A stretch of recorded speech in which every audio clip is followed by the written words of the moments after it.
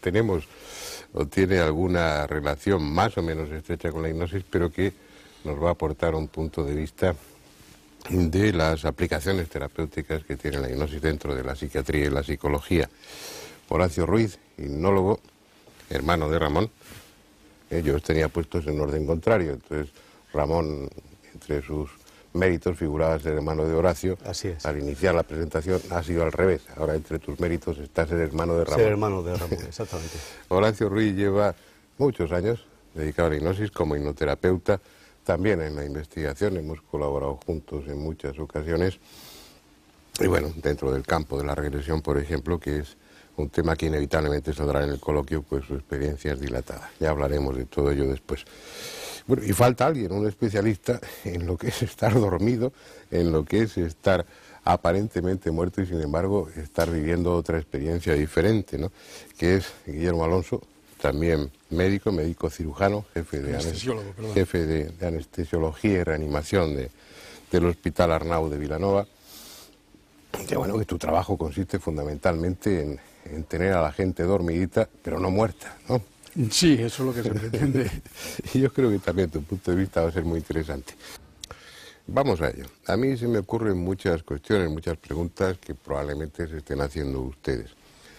La hipnosis, aunque estemos familiarizados con ella, desde el punto de vista del no experto, del no profesional, bueno, produce una cierta inquietud.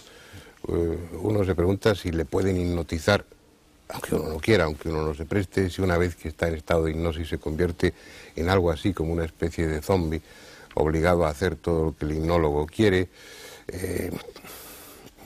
No sé, incluso la propia moralidad, si, como ha sido tema o argumento en muchas películas, si en estado de hipnosis uno es capaz de cometer actos delictivos o actos inmorales. Yo creo que debiéramos comenzar, si os parece bien, por deshacer esos tabús o al revés, o si a lo mejor es verdad y uno se convierte cuando le hipnotizan en poco menos que un servidor inconsciente del hipnólogo. ¿Quién empieza? Si quieres yo rompo el fuego. Pues rompe el fuego. Fernando, diciendo que por supuesto habría que desdramatizar ese temor ancestral que existe hacia la hipnosis, que hoy la hipnosis es un instrumento de trabajo terapéutico altamente valioso y que sin duda alguna en algunos momentos se ha frivolizado la utilización de este método que, como tú decías muy bien al principio del programa, tiene una enorme antigüedad, pero que actualmente tiene aplicaciones francamente valiosas y positivas. Bien. Estáis todos callados. ¿Qué esperáis? ¿Que No. yo os vaya preguntando? Sí, si queréis os pregunto, pero lo haré poniéndoos en aprietos. Bien. No, mejor que no. Mejor que no. Esas preguntas que yo dejaba ahí en el aire. Sí. Si yo no quiero, ¿me pueden hipnotizar? Pues la respuesta en principio sería que no. Es decir, que nadie puede ser hipnotizado en contra de su voluntad y realmente toda hipnosis es autohipnosis. Existe ciertas personalidades que son más sugestionables, más receptivas y que son más influenciables a ser hipnotizadas. Pero en general y salvo rarísimas excepciones, podemos decir que para entrar en hipnosis tiene que cooperar uno al 100%. Cuanto más coopere uno, más entra en hipnosis. Pero eso, por ejemplo, lo acabas de decir, ya suscita otro elemento de polémica o algo que conviene ser aclarado. Yo recuerdo, por ejemplo, cuando Charcot fue uno de los impulsores o de los protagonistas dentro de la hipnosis, aunque no fuera realmente un hipnólogo, Charcot en la Salpêtrière empezó a practicar la hipnosis.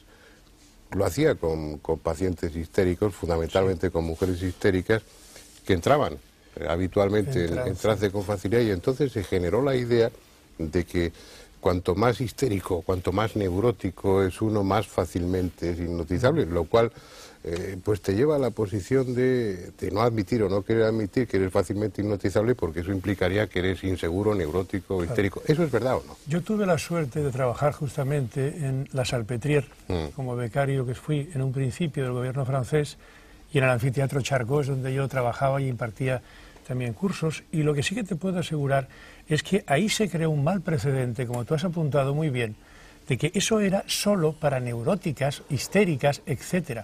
Pero en realidad Freud, que como sabes también fue alumno suyo ahí mismo en la Salpêtrière, lo que hacía es aplicarlo para pacientes y para producir estados regresivos que naturalmente lo que hacían es desbloquear algún tipo de traumas, como él decía entonces, como psicoanalista, como sabes, que tuvieron en la infancia, y al liberar la carga emocional que tenían estos pacientes, resolver ese trauma primigenio y a veces incluso infantil. Ahí ya se mostró, bueno, no hacía falta como terapia útil, venía estando demostrada desde hace muchísimo tiempo, pero es del principio en el que la ciencia oficial de alguna manera empieza a reconocer y a encontrar una utilidad para problemas concretos en la hipnosis. Pero yo querría saber si los que tenéis experiencia directa en el tema compartís esa idea popular, y yo creo que equivocada, de que cuanto más tonto es uno o cuanto más neurótico es uno, pues más fácilmente es hipnotizable, y que las personas inteligentes no cuesta trabajo hipnotizarlas. No, todo lo contrario, sino que la experiencia clínica, terapéutica, demuestra que si una persona tiene una buena capacidad de concentración, una buena capacidad de imaginación, de visualizar, es decir, si cuanto mayor capacidad tiene mental de seguir las indicaciones del terapeuta, más fácilmente entra en hipnosis. Es decir, tienes que cooperar, tienes que colaborar, y esto lo demuestra también el hecho de que personas muy mayores, que tienen mucha dispersión mental, que no se pueden concentrar, o los niños muy pequeños, o personas con incapacidad, algún problema de carácter psicológico, pues son muy difíciles, por no decir imposible, hipnotizar. O sea que cuanto más inteligente, es decir, una mente más o menos normal, con capacidad de entender lo que te dice el terapeuta y de seguir sus indicaciones, más fácilmente entras en hipnosis. Entonces, ¿por qué te cuesta tanto hipnotizarme a mí? Pues porque tú eres muy inteligente. Pero ¿no crees también que tiene relación y que lo guarda directamente con el hecho de eso que denominamos en psicología la capacidad de sugestión? Es decir, de verdad hay personas fáciles y personas difíciles de hipnotizar. Y en función de ese carácter o personalidad de cada uno, si se deja o no se deja, como se dice coloquialmente, si entra en trance con facilidad o no, es cuando puede ser más susceptible como tratamiento terapéutico. Sí, sí. Guillermo, puedo alterar los miedos también. Mirad, en toda la historia de la anestesiología, que es apasionante, sabéis que antes de Morton y antes de inventar el protóxido de nitrógeno y todos aquellos, y luego los halogenados y tal, pues se buscaban técnicas para poder intervenir a un sujeto sin que se muriera, sin que se muriera de dolor. Porque al fin y al cabo el anestesiólogo lo que hace es defender al paciente de la agresión del cirujano. Bendita agresión, pero una gran agresión que le cuesta la vida. Entonces, aquello fue una opción en principios de siglo, pero que se desestimó. Y no sé por qué la razón. Sé que algún tipo de cirugía, me imagino que será enormemente difícil y costoso llegar al trance hipnótico tan profundo para que no sienta cómo le quitan la vesícula o cómo le hacen una resección de recto, vamos.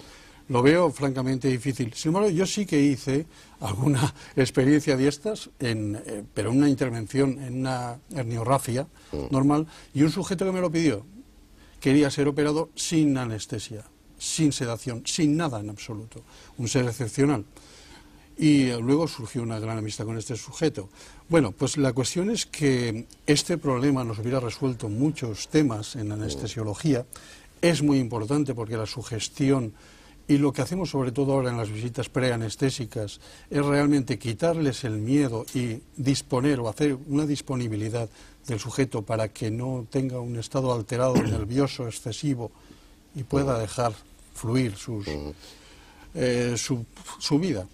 La cuestión es que, y esto se hace, y esto lo estamos haciendo. Yo, cuando estudiaba algo de hipnología, pues hacía pruebas. Por ejemplo, con el pentotal sódico en la mano, le insinuaba a la paciente, vas a sentir esto, y le iba insinuando lo que teóricamente sentiría si yo realmente le estuviera metiendo el pentotal sódico, y no le metía ni gota.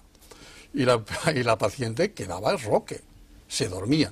Luego a mí me entraba un miedo atroz, dice, ¿cómo le voy a dejar que le abran la barriga a esta chica sin haberle metido el pentotal y sin haberla relajado y tal? Entonces, muy pocas veces he tenido el valor de soltar amarras y dejarme que aquello funcionara. Con este hombre funcionó, solamente sintió molestia y despertó cuando le tiraban del peritoneo.